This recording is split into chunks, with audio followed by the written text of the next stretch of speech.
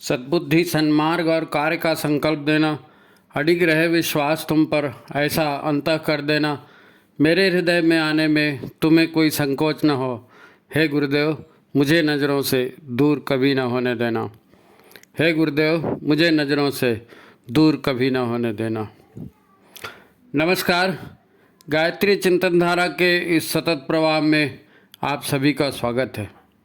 मित्रों, ईश्वर ने सुधार की संभावना सभी के लिए रख छोड़ी है, पर लोग शायद मानसिक रूप से हारे हुए हैं, थके हुए हैं।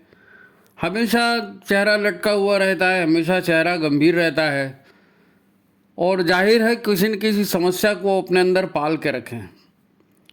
ठीक है, समस्या सभी को रहती है, पर भाई थोड़ा सा चेहरे पर मुस्कान रखा करो, थोड़ा सा हंसी मजाक किया करो।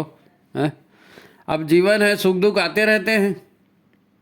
भविष्य के लिए सावधानी रखना है तो चेहरे पर गंभीरता लाने से आपकी प्रॉब्लम सॉल्व हो जाएगी। ये चेहरे की गंभीरता कई लोगों के अंतर्मन तक उतर जाती है। लोग हंसना तो छोड़ ही देते हैं, जीवन में भी इतने प्रोटेक्टिव हो जाते हैं, क्या कहते हैं उसको, रक्षात्मक, जीवन में इतने रक्षात्मक हो जाते हैं कि उन्हें हर बात में संदेह दिखता है, कहीं ऐसा तो नहीं, कहीं वैसा तो नहीं, और दिनों दिन उनकी गंभीरता बढ़ते जाती है। प्रॉब्लम सॉल्व नहीं हो रहा है ना, अंदर का प्रॉब्लम सॉल्व नहीं हो रहा है, तो सूरज भी धीरे धीरे जो है ना चमक खोते जाती है, आदमी के चेहरे की रौनक चली जाती है।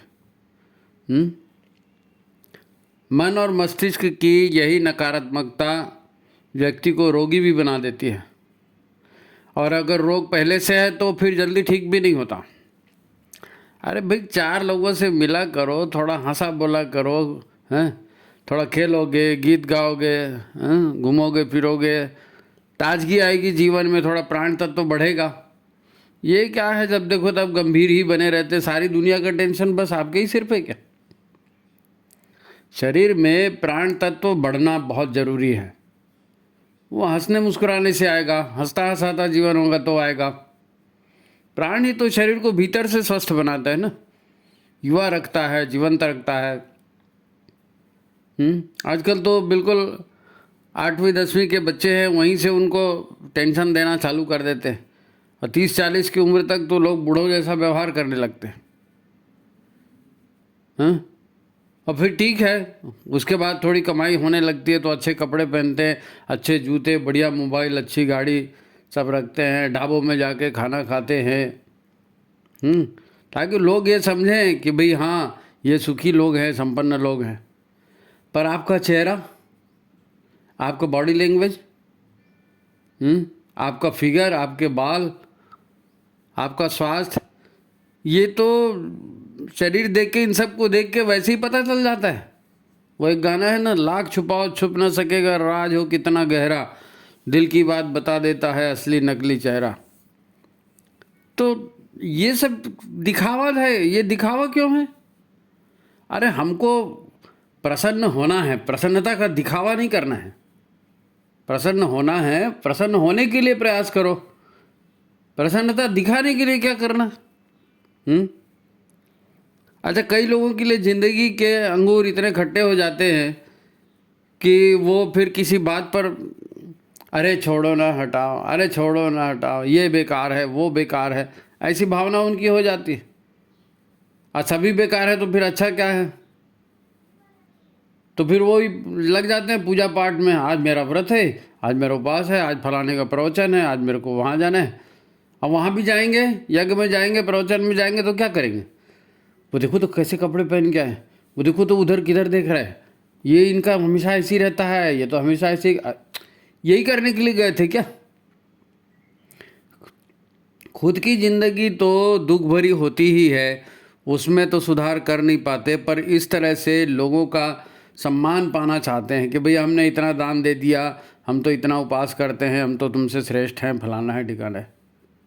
ये दिखावे का काम। और 50-55 के होते तक जो है ना पूरा शरीर उनका जर्जर हो जाता है, पूरा शरीर कोई न कोई 10-5 बीमारियां लगी रहती हैं। फिर बड़े हिसाब से मेरे को दवाई लेना पड़ता है ना, मेरे को तो ऐसा करना पड़ता है ना, मेरे को बड़ा संभल के रहना पड़ता है। अरे तो तुम दवाई ले रहे हो तो कोई एहसान कर रहे हो क्या?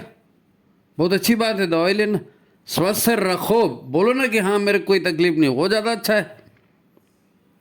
अच्छा, ऐसे निराशावादियों से फिर लोग भी कटना शुरू कर देते हैं ना, लोग भी कटना शुरू कर देते हैं, क्योंकि वही बात है, कौन कितना सुनेगा। ये सब क्या है, क्यों होता है? ऐसा नहीं होना चाहिए भाई, नहीं होना चाहिए। बच्चे उदास होते हैं तो माँ बाप को कितनी तकलीफ होती है। हम उदास रहेंगे तो भगवान को तकलीफ होगी, गुरुदेव को तकलीफ होगी कि हमने मनुष्य जीवन दिया इनको शिक्षा दी, दीक्षा दी, और देखो ये उदास हैं। तो गुरुदेव हैं या भगवान है, हमारे माता पिता है, उनको तकलीफ होती है हमको उदास देख करके। गुरुदेव ने कहा ना, इन सारी उल्टी बातों को उलट करके सीधा करना है हमको। सबको जो है ना उल्टा उल्टा लोग कर रहे हैं, दिखाने के लिए कर रहे हैं, हकीकत में करना है, और भीतर से स्वस्थ रखना है, भीतर से खुश रखना है। इनके आगे तो पूरी दुनिया का सुख दुख था, गुरुदेव के आगे। हैं, हम कम से कम अपना ही दुख ठीक कर लें। आज के एपिसोड में अपन यही चर्चा करेंगे कि अपने जीवन में जो कुछ भी उल्टा हो रहा है ना, दुखी कर रहा है हमको, परेशान कर रहा है हमको, थका रहा है हमको, तो इस उल्टे को उलट करके सीधा कैसे करना है, यह हमारा आज का विषय है। आज इसी पर चर्चा करेंगे, है ना। तो इसके पहले की चर्चा शुरू करें, आप वीडियो को लाइक शेयर कर दीजिए, हाँ, सब्सक्राइब जिन्होंने नहीं किया वो सब्सक्राइब भी कर लीजिए। मित्रों, आम आदमी चिंता करता है, ईर्ष्या करता है, प्रतिशोध का भाव रखता है, अपमान अनुभव करता है, या ऐसा अनुभव करता है कि गया, अब मैं ऐसे हालातों में फंस गया हूँ कि अब मेरा कुछ नहीं हो सकता। ये बोलना भी शुरू कर देते हैं लोग कि मेरी तकलीफ मैं जानता हूँ भैया, मैं कैसे फंसा हूँ, हैं। और फिर अंदर ही अंदर ये भी सोचते हैं कि मेरे साथ के लोग इतना कुछ कर गए और मुझे कुछ नहीं मिला, मैंने अपनी ज़िंदगी में कुछ नहीं पाया, मैं परेशान ही हूँ, मुझे तो इन लोगों ने बर्बाद कर दिया, उसने ऐसा कर दिया इसलिए ऐसा हो गया, उसने वैसा कर दिया इसलिए ऐसा हो गया, वगैरह वगैरह। तो इस तरह के अनुभव आदमी को और दुखी करते हैं। ये दुख का भाव वास्तव में बड़ी खतरनाक चीज़ है। दुख क्या है जानते हैं? दुख एक चेतावनी है कि आपको घाटा हो रहा है। दुख एक चेतावनी है जो ये बताता है कि आपको घाटा हो रहा है, नुकसान हो रहा है, ऐसे में आपका जीना मुश्किल हो जाएगा, तो इस रास्ते को बदलो, इस रास्ते को बदलो। दुख एक चेतावनी है कि सावधान, आप विनाश की ओर बढ़ रहे हैं। दुख एक चेतावनी है जो ये बताता है कि सावधान, आप विनाश की ओर बढ़ रहे हैं। हर प्राणी के भीतर शरीर के सिस्टम की सुरक्षा की पूरी व्यवस्था ईश्वर ने की है, और जब ऐसी थोड़ी बहुत तकलीफ आती है, थोड़ा बहुत दुख होता है, तो स्वभावतः हर प्राणी को दुखों से बचने के लिए भीतर में प्रयास दिए भगवान ने, है नी। तो मनुष्य उस प्रयास को करने की कोशिश करता है। उसके भीतर में एक वाइटल एनर्जी होती है, प्राण, है नी।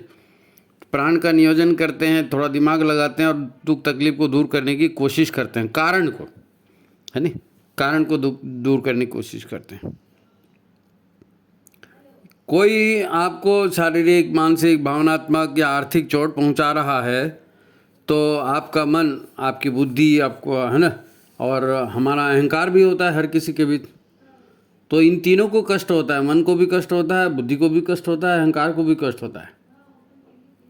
आप उसका तुरंत विरोध करेंगे तो ठीक है, अगर आपने विरोध नहीं किया, नहीं कर पाए, कोई सामने वाला ज़्यादा ताकत वाला है, तो वो दर्द अंदर ही अंदर घुलते रहेगा फिर। अगर आप जो है अपनी भूमिका नहीं बदलते हैं और दुख के कारणों को दूर करने की कोशिश नहीं करते हैं, है ना, उसका प्रतिकार नहीं करते हैं, तो दुख तो बढ़ेगा अंदर ही अंदर, और दुख बढ़ेगा मतलब भीतर विनाश चालू हो जाएगा, आपकी ऊर्जा को खाएगा वो। आपके भीतर की वो दुखद अनुभूति और भी गहरी होती जाएगी, भीतर ही भीतर आपको खाते रहेगी, जब तक आप विरोध में कुछ कर नहीं लेते, यानी बदला नहीं ले लेते, उसको सबक नहीं सिखा देते हैं। ये जो लोग कहते हैं ना कि अब मेरे कलेजे को ठंडक पहुंची, मैंने बदला ले लिया, तो ये कलेजे को ठंडक पहुंची क्या है? ये खुशी या संतोष तब आता है जब आपके भीतर की नकारात्मकता कुछ कम होती है। जितने भीतर की नकारात्मकता कम होगी, भीतर के नकारात्मक भाव, नकारात्मक ऊर्जा कम होगी, तो पीड़ा भी घटेगी, पीड़ा भी घटेगी। नकारात्मकता घटते जाएगी, दुख कम होते जाएंगे, है नहीं? यदि नकारात्मकता पूरी शून्य हो गई और सकारात्मकता बढ़ती गई तो खुशी बढ़ेगी, लाभ होगा, है नहीं? ये सारा अंदर की ऊर्जाओं का खेल है। हमारा अंतःकरण दुखद या नकारात्मक स्थिति का विरोध करता है। नकारात्मकता मतलब नहीं, जीवन ही नहीं चाहिए। नकारात्मकता बढ़ेगी तो एक दिन जीवन को ही ख़त्म कर देगी, सकारात्मकता बढ़ेगी तो जीवन को बढ़ाएगी। शरीर अपने भीतर की जीवनी शक्ति या प्राण या वाइटल एनर्जी जिसको कहते हैं, उसको झोंक करके इस नकारात्मकता के दुख को कम करने की कोशिश करता है। इनर डैमेज, आंतरिक जो चोट है, उसको ठीक करने के लिए कुछ वक्त मिलना चाहिए। इसलिए यदि वाकई चोट या खतरा बहुत बड़ा होगा तो व्यक्ति पूरी प्राण ऊर्जा लगाकर उस स्थिति को टालने का प्रयत्न करता है। सभी करते हैं, मनुष्य भी करता है, पशु भी टालने का प्रयत्न करता है। और ये प्राण में ज़बरदस्त ताकत होती है। प्राण जब दुखद स्थिति आती है और मन पर बन आती है, मन सोचता है कि किसी भी तरह से इसका विरोध करना है, तो फिर गाय भी शेर से लड़ जाती है। गाय के बच्चे के ऊपर अगर शेर आक्रमण करने आता है और उसको लगता है कि अब तो मेरा बच्चा गया, तो नहीं, ऐसे कैसे गया, मैं मन प्राण लगा दूंगी, तो गाय शेर से भिड़ जाती है, शेर से भिड़ जाती है। ये उदाहरण है, आता है। और भीतर से मेन बात क्या है, भीतर से उस नकारात्मकता को दूर करने के लिए प्रकृति ने उपाय किए हैं और वो उपाय होने चाहिए। कारण पहचान में आना चाहिए कि किस वजह से तकलीफ हो रही है, और वो कारण दूर होगा ना तो परमानेंटली ठीक होगा। और कारण दूर नहीं होगा, ऊपर से लिपा पोती होते रहेगी, तो फिर मेन प्रॉब्लम तो बनी रहेगी, मेन प्रॉब्लम तो बनी रहेगी। कहने का मतलब ये कि प्राण शक्ति दुख के, परेशानियों के उस नकारात्मक ऊर्जा को जड़ से उखाड़ फेंकने के कार्य में लग जाती है। ये ईश्वरीय व्यवस्था है ना? क्योंकि पहले जीवन बचाना जरूरी है। सबसे इम्पोर्टेंट जीवन है ना, जीवन बचाना पहले जरूरी है। पहले शरीर से नकारात्मकता या विष तत्वों का हटना जरूरी है। जीवन, भाई जीवन को बढ़ाने वाली चीज़ चाहिए ना, जीवन को काटने वाली चीज़ अंदर में रहेगी तो जीवन तो खत्म हो जाएगा, है ना? इसके लिए मन को जो है ना, तब तक चैन नहीं पड़ता जब तक भीतर की नकारात्मकता नहीं हटती, जब तक भीतर की नकारात्मकता नहीं हटती है। भीतर में ऐसी भगवान ने योजना बनाई, मन प्राण को वहाँ नियोजित करके ताकत लगाता है कि पहले नकारात्मकता, ये विष है ना, ये हट जाए, बाकी तो बाद में देखेंगे, है ना?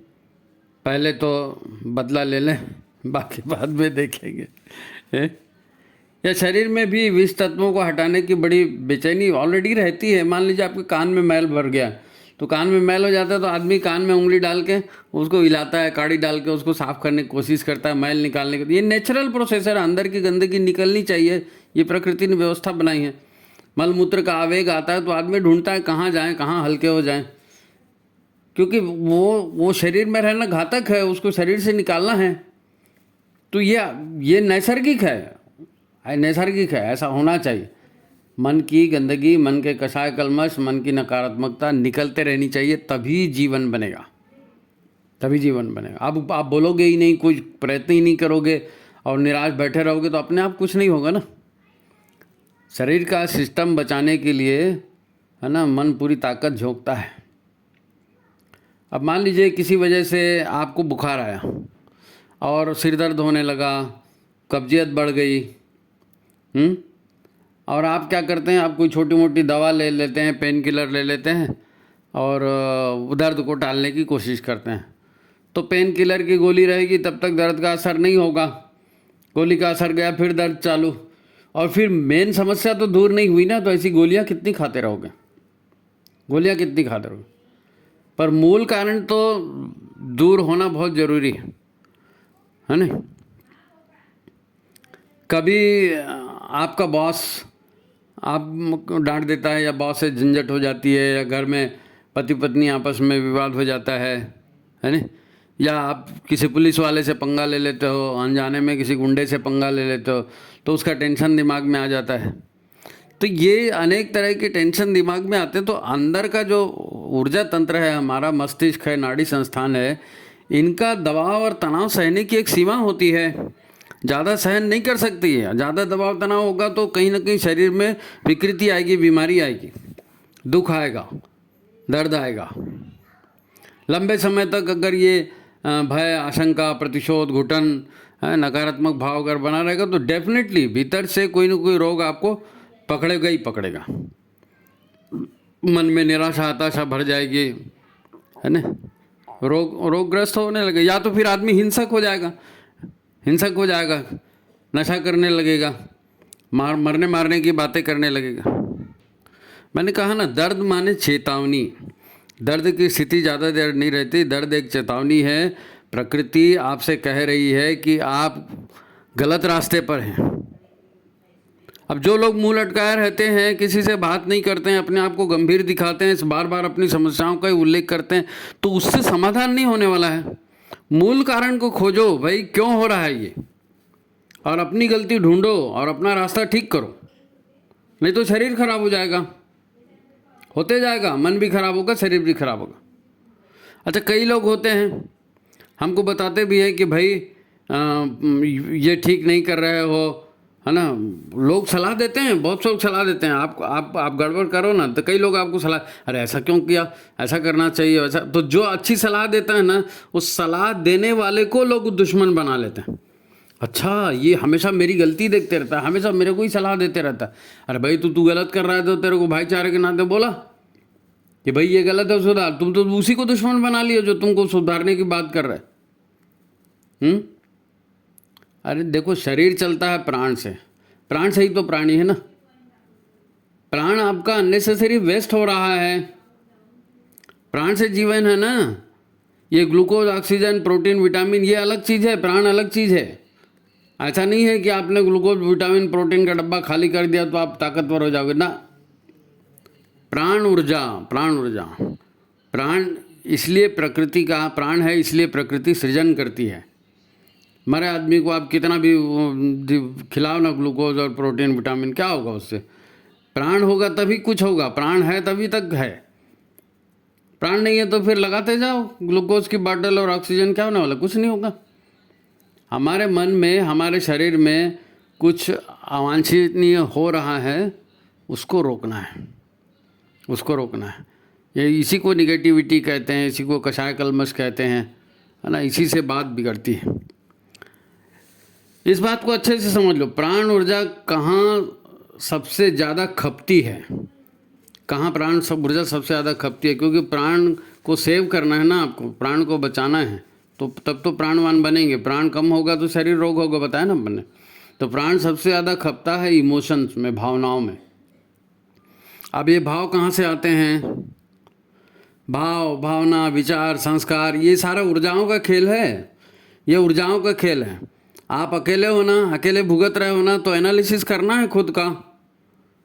भाई अपने आप को ठीक ही करना है ना, नहीं करना है तो ठीक करना। कैसे ठीक करेंगे? जब आपको मालूम होगा कि विकार कहाँ से पैदा हो रहे हैं, तब ना ठीक करेंगे।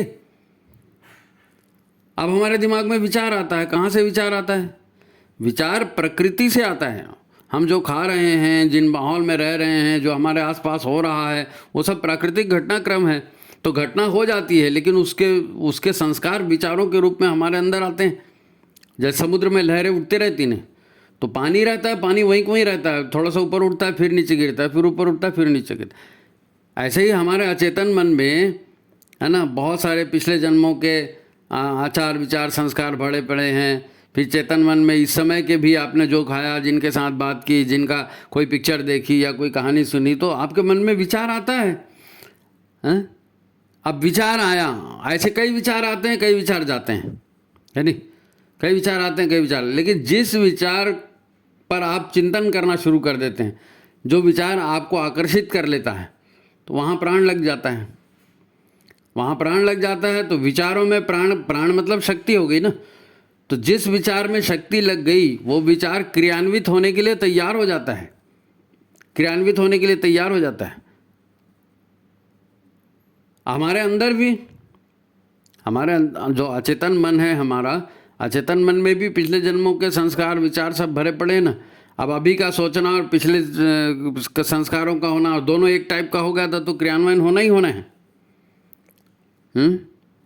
आप सोचे उसके ऊपर कि प्राण गया, जलेबी बन रही है, कहीं कुछ हो रहा है और आपने ध्यान नहीं दिया और चले गए तो चले गए, लेकिन आपने जलेबी की खुशबू आ रही है और आपने उधर ध्यान लगाया तो आपको फिर टिक गए ना, तो याद आएगा, अरे उस दिन वहाँ थे तो वहाँ जलेबी खाई थी तो बड़ा मज़ा आया था, फिर उसके साथ थे तो ऐसा था। फिर धीरे धीरे सोचते सोचते ऐसा लगने लगे अभी मिल जाए तो ज़्यादा अच्छा है। तो कर्म की प्रेरणा बन जाती है वो, विचारों में रुके आप, प्राण लगा कि कर्म की प्रेरणा बन गई, उसी को भाव कहने। भाव मतलब वो जो क्रियान्वित होने वाली ऊर्जा बन गई विचारों की, उसी को भाव कह दिया। तो ये सारा हमारे अंदर का खेल चलते रहता, तो इसके ऊपर ध्यान देना है, इसको वॉचफुल रहना है कि हम क्या सोच रहे हैं, किस विचार पर ठहर रहे हैं। आप जिस विचार पर ठहरोगे, है ना, वो विचार भावना बन जाएगा, और वो फिर अगर काम हो सका तो ठीक है, आपकी भावना जो है न्यूट्रलाइज हो जाएगी। लेकिन आप संसार में रहते हैं, है ना, कई लोगों के बीच में रहते हैं, तो हमेशा जो भाव आ जाए उसको क्रियान्वित होना कोई ज़रूरी थोड़ी। और फिर जो आपके मन में विचार आया तो मन बुद्धि से पूछता है क्यों, करे क्या। अब बुद्धि भी प्रकृति की ही बनी हुई है, बुद्धि भी प्रकृति की ही बनी हुई है, और अचेतन मन का प्रकृति से संबंध है ही है, बुद्धि से संबंध है ही है। तो बुद्धि में भी जैसे प्रकृति होती है ना सत रज तम की, मन भी होता है, उसमें भी सतोगुणी रजोगुणी तमोगुणी होता है, तो बुद्धि भी सतोगुणी रजोगुणी तमोगुणी हो जाती। तो कुल मिलाकर एक चोर दूसरे चोर को पूछता है चोरी करें क्या, वो बोलता है चोरी कर लो, समझदारी से करना, पकड़ में नहीं आना। तो ये ऐसे खेल हमारे अंदर चलते रहते हैं, ऐसे खेल हमारे अंदर चलते रहे, है ना। इसीलिए तो सद्बुद्धि सत्कर्म, है ना, सद्बुद्धि होगी तो सत्कर्म होगा, दुर्बुद्धि होगी तो दुष्कर्म होगा, दुष्कर्म के बुरे परिणाम आएंगे। तो ये फिर फंस जाता है आदमी चक्कर में। अब हम ऐसे चक्कर में फंसे हैं, न सामने वाले से माफ़ी मांग सकते हैं, न सामने वाले को थैंक यू बोल सकते हैं, न उसके एहसान मान सकते हैं। अब उसे पंगा लेके बैठे हैं, अब वो पंगा इस जन्म का है, पिछले जन्म का है, कहाँ का है पता नहीं, लेकिन बैठे अब गांठ है वो खुलेगी ही नहीं, न ऊर्जा उसमें खपते रहेगी। तो घुटते रहो भाई, चेहरा लटकाते रहो, ज़िंदगी भर चेहरा लटका के घूमो, क्या फ़र्क पड़ता है। अगर आपको सिचुएशन ठीक चाहिए तो समस्या का समाधान ढूंढो, हैं। अचेतन मन में जो आप ऊर्जा लेकर आए थे, सकारात्मक या नकारात्मक, बुद्धि उसी रंग में रंग गई ना, तो बुद्धि ने वही रिजल्ट दिया आपको, वही रिजल्ट दिया। अब मन का भी वही विचार, बुद्धि का भी वही विचार, तो वही काम होगा ना। वो कहते हैं ना, विनाश काले विपरीत बुद्धि। तो भीतर में आप प्रारब्ध लेकर के आए हो, विनाश का प्रारब्ध है, उसी तरह की भाव ऊर्जा निकल रही है, बुद्धि भी उसी तरह की हो गई, तो काम भी उसी तरह के कर रहा है। इसीलिए तो गुरुदेव ने जो उल्टे को उलट के सीधा करने की बात बोली, उसमें सबसे पहले क्या चीज़ दिया, गायत्री में। गायत्री माने सद्बुद्धि, सद्बुद्धि की प्रार्थना। तो भीतर भले उल्टा हो, लेकिन आप सद्बुद्धि के ऊपर अगर आचरण करना शुरू कर देते हैं तो बात बदल जाएगी, है ना। गुरुदेव ने विचार क्रांति अभियान की बात की, क्योंकि आपके विचार दुर्बुद्धि से प्रभावित होकर के दुष्कर्म हो रहा है ना, तो आप सजग रहेंगे, है ना, विचारों को वॉच करेंगे, और जो नकारात्मकता है उसको हटा देंगे। सद्बुद्धि और सत्कर्म, सद्बुद्धि और सत्कर्म, इसी से सब ठीक होता है। यही तो है ईश्वर से सद्बुद्धि की प्रार्थना करना। धियो यो न प्रचोदयात्। विचार क्रांति क्या है, गुरु के निर्देशों पर ईश्वर का आदेश मानकर चलना। यज्ञ कराया गुरुदेव ने, तो यज्ञ क्या है, भावों में शुद्धि, जो भावनाएं उठती हैं उसका शुद्ध है, परिष्कार करना है उसका। यज्ञ में हम दान का, सेवा का, करुणा का, प्रेम का, ईश्वर के नियमों पर चलने का संकल्प लेते हैं। तो इससे हमारा जो निगेटिविटी है वो ख़त्म होती है, नकारात्मकता ख़त्म होती है। गायत्री और यज्ञ के साथ गुरुदेव ने सबसे पहले यही कहा था कि भाई ये मैं पुस्तक दे रहा हूँ, मैं क्या हूँ, मैं कौन हूँ, और आप इसको पढ़ो। क्योंकि हमारे अंदर क्या चल रहा है क्या हम खा रहे हैं, किन लोगों के साथ रह रहे हैं, किस तरह के विचार आ रहे हैं, किस तरह का नकारात्मकता हमारे भीतर बढ़ रही है, तो उसका परिणाम क्या होगा।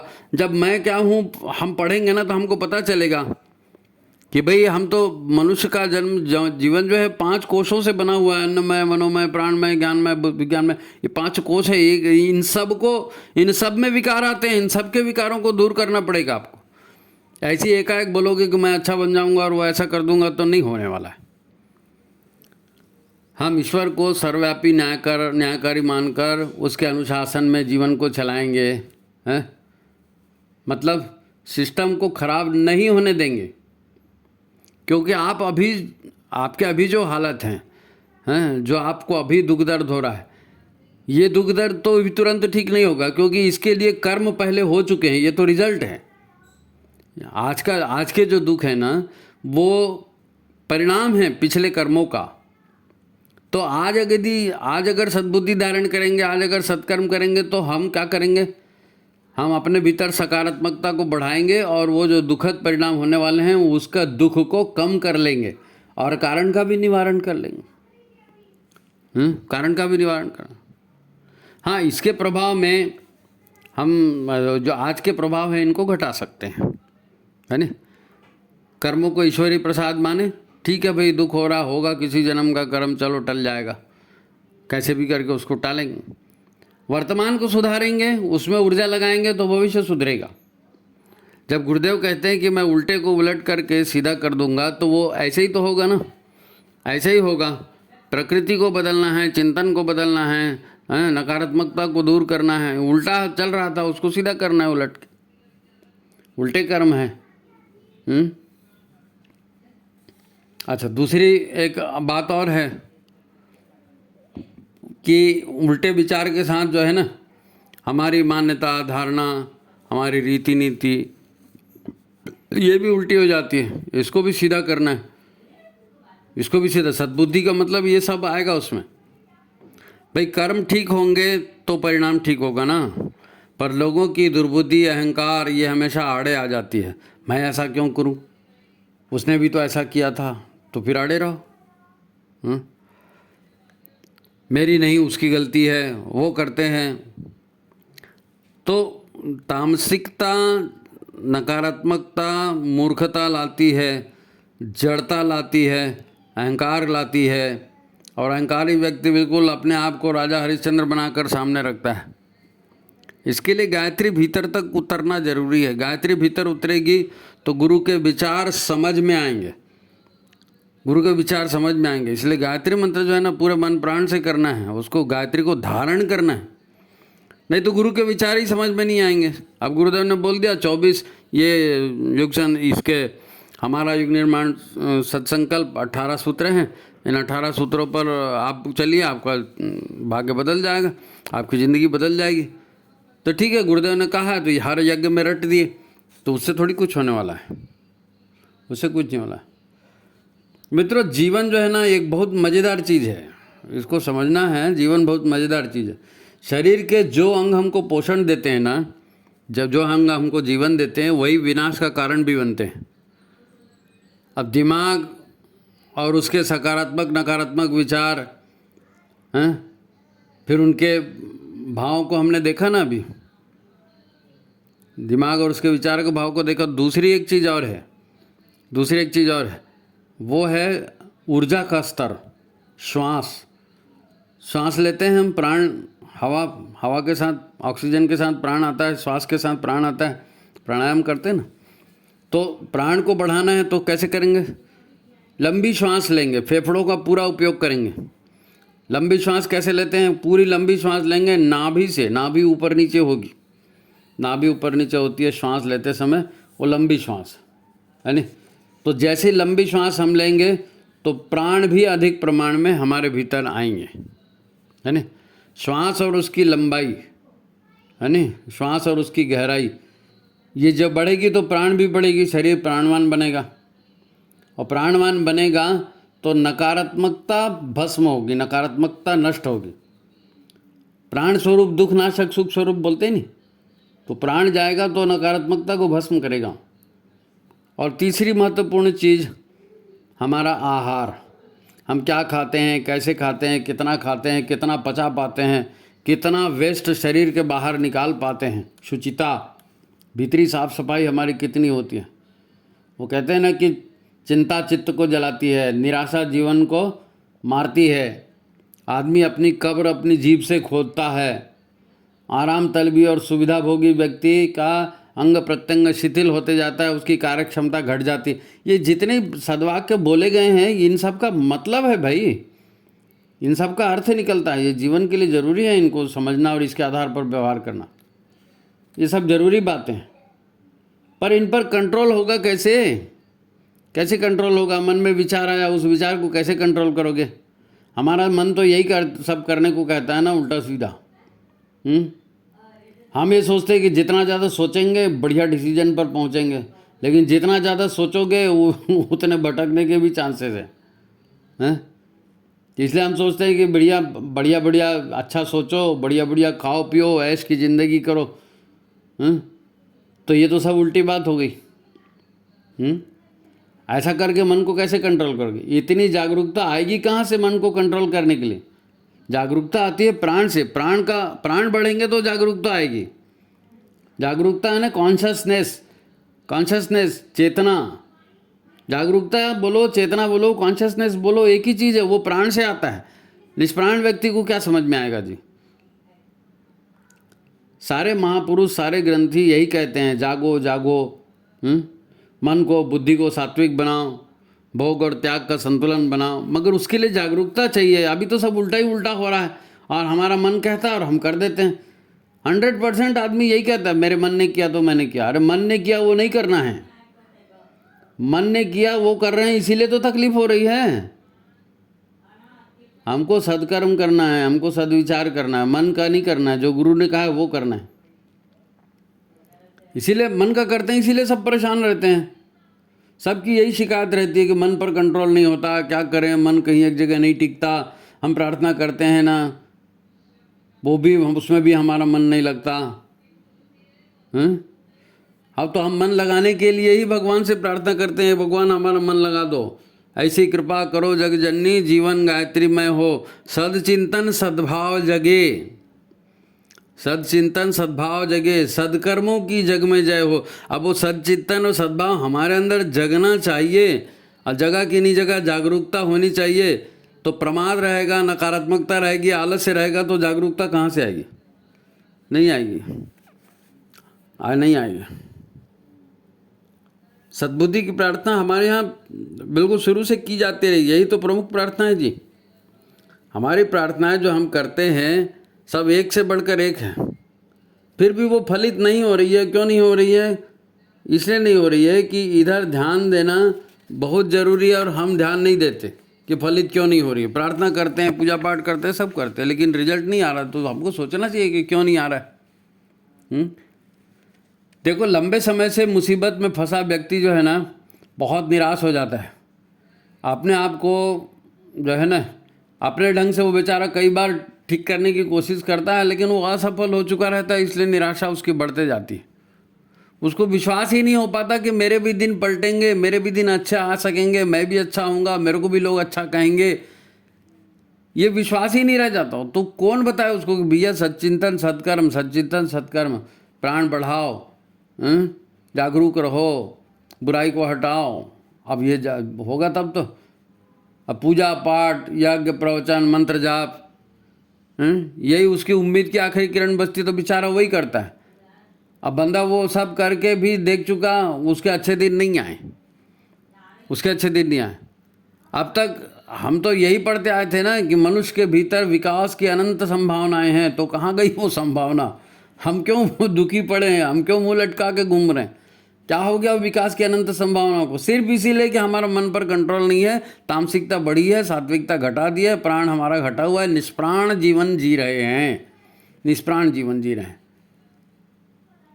मेहनत नहीं करना, पड़े रहना, चिंता करना, भगवान भगवान। तो बैठे बैठे भगवान भगवान भर करने से नहीं होगा भाई। शरीर है, उसका अपना विज्ञान है, उस विज्ञान को फॉलो करना पड़ेगा। परंतु असफल और भीतर से निराश व्यक्ति इन बातों पर विश्वास ही नहीं करता। अब रास्ता क्या हुआ फिर? क्या रास्ता बचा, कैसे करें? तो ये सब हम पहले चर्चा कर चुके हैं कि जीवन बड़ी मज़ेदार चीज़ है। जिन बातों से जीवन चलता है उन्हें यदि ठीक संतुलित प्रयोग न किया जाए तो वही चीज़ जानलेवा हो जाती है। अपन ने पहले सुना ना अभी। तो विचारों से, मन से, शरीर से या स्वास्थ्य की दृष्टि से, हर दृष्टि से व्यक्ति कमज़ोर है, मतलब उसके भीतर प्राणों की कमी है। तो जो भी दुखी, निराश है, बीमार है, परेशान है, उसको प्राणायाम करके प्राण का लेवल बढ़ाना ही बढ़ाना चाहिए। गुरुदेव ने स्वयं पुस्तक लिखी है भाई, प्राणायाम से आदि व्याधि निवारण। लंबी श्वास लेके प्राण को बढ़ाओ तो सही, प्राण को बढ़ाओ तो सही। भीड़ में घुसोगे अंदर तो रास्ता मिलेगा, हाथ में टॉर्च रहेगी तो रास्ता दिखेगा, समझ में आएगा। तो प्रयास करके पहले प्राण को बढ़ाना है। इतना आप समझ जाओ कि प्राण ही जीवन है। पहले प्राण को बढ़ाओ, पहले प्राण को बढ़ाओ। प्राण वो ऊर्जा है जो नकारात्मकता को भस्म कर देती है। तो अपने भीतर प्राण ऊर्जा को बढ़ाना यही में एकमात्र उपाय है। हम प्रार्थना भी तो यही करते हैं ना, उस प्राण स्वरूप, दुख नाशक, सुख स्वरूप श्रेष्ठ परमात्मा को हम अपने अंतःकरण में धारण करें और वो परमात्मा हमारी बुद्धि को सन्मार्ग में प्रेरित करे। उस प्राण स्वरूप, तो उस प्राण को धारण करो ना अंदर में, तो उसी से समस्या का समाधान होगा। निराशा उसी से कटेगी, बुरी दिन उसी से कटेंगे, अच्छे दिन उसी से आएंगे। तो बुद्धि को सन्मार्ग में जाने और दुर्बुद्धि में जाने से रोकने से फिर प्राण का लेवल बढ़ेगा। प्राण को धारण करना है और प्राण जो खर्च हो रहा है दुर्बुद्धि की वजह से, तो खर्चा रोकेंगे, इनकम बढ़ाएंगे तो लाभ होगा ना। खर्चा बढ़ाएंगे, खर्चा घटाएंगे और इनकम बढ़ाएंगे तो लाभ होगा। तो वही प्राणों का भी हाल है। प्राणों का खर्चा आप रोकिए, मिसयूज रोकिए और नया प्राण अर्जित करने के लिए उपाय कीजिए, स्थिति सुधर जाएगी। प्राण ऊर्जा आपको जागृत चैतन्य रखेगी। प्राण ऊर्जा आपको जागृत और चैतन्य रखेगी। फिर आप जो भी संकल्प लेंगे ना, वो संकल्प में भी बल आएगा। प्राण से बल आता है संकल्प में। जो वर्जित है वह चिंतन आचरण हम नहीं करेंगे तो प्राण ऊर्जा का, है ना, प्राण ऊर्जा बढ़ेगी, संकल्प में ताकत आएगी। कमज़ोर प्राण होने से ही आलस्य आता है, प्रमाद आता है, व्यसन आते हैं, निराशा आती है, दुर्बुद्धि आती है, हताशा आती है, डिप्रेशन में जाता है आदमी। ये प्राण की कमी से होता है। बार बार हम संकल्प लेते हैं लेकिन हमारा मन फिसल जाता है, ये प्राण की कमी से होता है। बुद्धि के पास भी विचार जाता है ये करूं कि नहीं, तो बुद्धि भी आंखें बंद कर लेती है। तामसिक बुद्धि होती है, तो तामसिक बुद्धि को गलत काम ही अच्छे लगते हैं। हर जगह से वही मार खाएगा। वो उसको बचाने का एकमात्र तरीका यही है, प्राणवान बनो। जबकि प्राण जागृति और चैतन्यता का ही दूसरा नाम है। जागृति और चैतन्यता का ही दूसरा नाम है। जब हम जागृत होते हैं, चैतन्य होते हैं, तो हमको समझ में आता है कि क्या अच्छा है, क्या बुरा है, और फिर हम बुरे को छोड़ने का सोच सकते हैं, छोड़ने का प्रयत्न कर सकते हैं। तो फिर प्राण तत्व तो बढ़ाओ और फिर देखो चमत्कार, है ना। हर समस्या का समाधान है। कितने भी निराशा गर्त में गिरे हो आप, समाधान इसमें होगा। तो जो भी व्यक्ति सुस्त, निराश, दुखी, परेशान, बीमार, कमज़ोर है, तो उसको अपने भीतर प्राण शक्ति को बढ़ाने के उपाय करना चाहिए। प्राण शक्ति बढ़ाने के 2 उपाय हमने आपको पहले बताया ना। पहला तो यही कि प्राण, है ना, अपने भीतर प्राण शक्ति का दुरुपयोग रोका जाए। ओवर ईटिंग, ओवर थिंकिंग, इसमें प्राण ज़्यादा खर्चा होता है। ओवर ईटिंग मत करो, ओवर थिंकिंग मत करो। हमारी सबसे ज़्यादा शक्ति तो यही लगती है ना, मनोविकारों में। क्रोध, हिंसा, प्रतिशोध, घृणा, भय, नकारात्मक भाव, इनको संभालने में प्राण लगता है। तो इनसे दूर रहो, इनसे दूर रहो। अब इनसे दूर रहने का एक ही तरीका है। इनको आप कैसे दूर करोगे? आप अपने भीतर पॉजिटिविटी बढ़ाओगे तो निगेटिविटी अपने आप कम होगी। यही तरीका है। इसीलिए प्राणायाम करने की बात करते हैं, है नहीं। इन नकारात्मक भाव से तुम जीना हराम हो जाएगा भाई।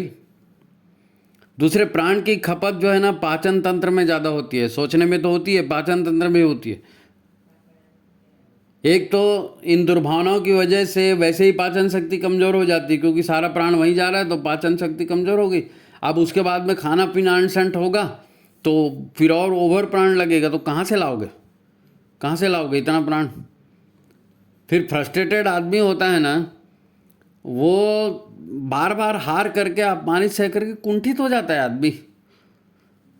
और कुंठित आदमी फिर उसको मनोरंजन चाहिए, उसको सम्मान चाहिए, तो नाटक करेगा ही करेगा, ज़्यादा चटपटी चीज़ें खाएगा, गरिष्ठ चीज़ें खाएगा, क्योंकि खुशी तो चाहिए ना, कहाँ से लाएगा?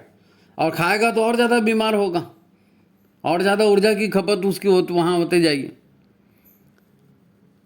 आदमी सोचता है कुछ तो मनोरंजन हो जाए, लेकिन ये सोच ही गलत है, ये सोच ही गलत है।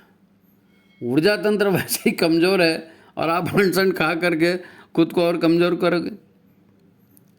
लेकिन मनुष्य का स्वभाव है, तामसिक प्रवृत्ति अगर घटती नहीं है ना, तो आदमी बूढ़ा जर्जर भी हो जाता है, फिर भी उसकी भोगों की लालसा खत्म नहीं होती, कि तमस खत्म नहीं होता। तमस खत्म होना जरूरी है, तमस खत्म होना जरूरी है।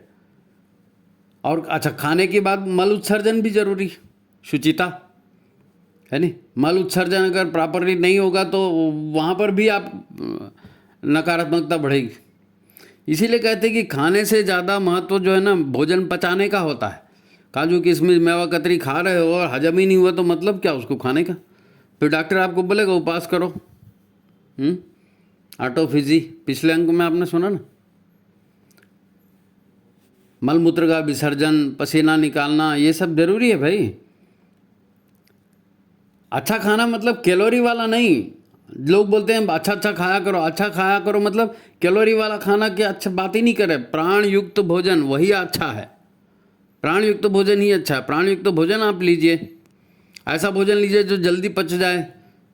वैसे प्राण युक्त भोजन मतलब सजीव आहार, फल फ्रूट सब्जी सलाद यानी अंकुरित वगैरह, ये इसको डिटेल में नहीं जाएंगे, आपको मालूम है प्राण युक्त आहार।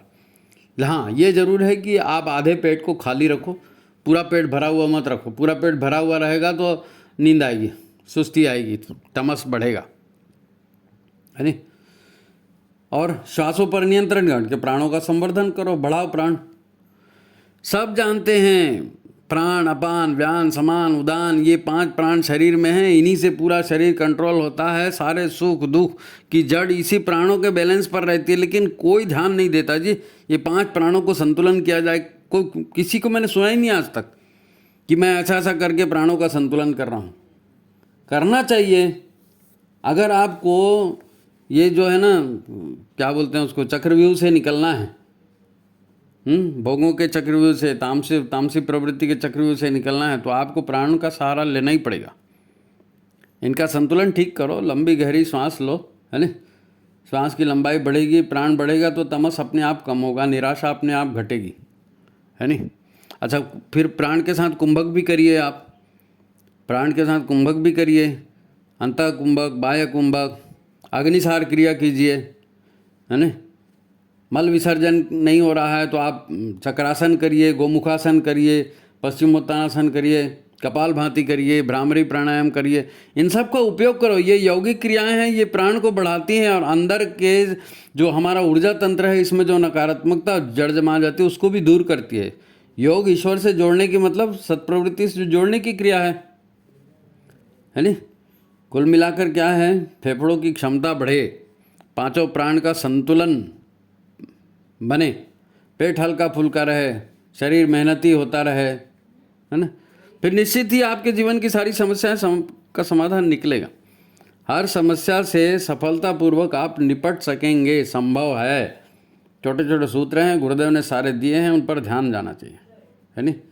ऐसे संभालेंगे अपने आप को, ऐसे संभालेंगे, है ना। आपने पिछला वीडियो देखा है ना? पिछला वीडियो नहीं देखा तो पिछला वीडियो देखिए, है ना। पिछला वीडियो, शरीर खराब दिमाग खराब, संभालो अपने आप को, ये टाइटल था पिछले वीडियो का। आपने नहीं देखा होगा तो उसका लिंक हम डाल देंगे, उसको भी आप देखना।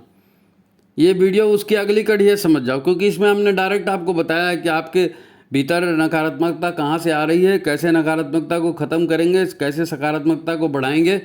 प्राण ऊर्जा बढ़ेगी तो जीवन, प्राण यानी जीवन, जीवन चाहिए, प्राण ऊर्जा बढ़ाओ, ठीक है। तो आज की बात यहीं समाप्त करते हैं। पिछला अंक की जो है लिंक हम इसमें डाल देंगे, आप उसको ज़रूर देखिए अगर नहीं देखा है तो, और लोगों को शेयर कीजिए। जो दुखी परेशान होते हैं ना, उनको सबको बताइए कि भाई हर व्यक्ति में विकास की असीम संभावनाएं परमात्मा ने रखी हैं, उन संभावनाओं को उपयोग करना है, नकारात्मकता से दूर रहना है। खुशी चाहिए तो करना पड़ेगा। तो ठीक है, आज की बात समाप्त। सभी को प्रणाम, नमस्कार।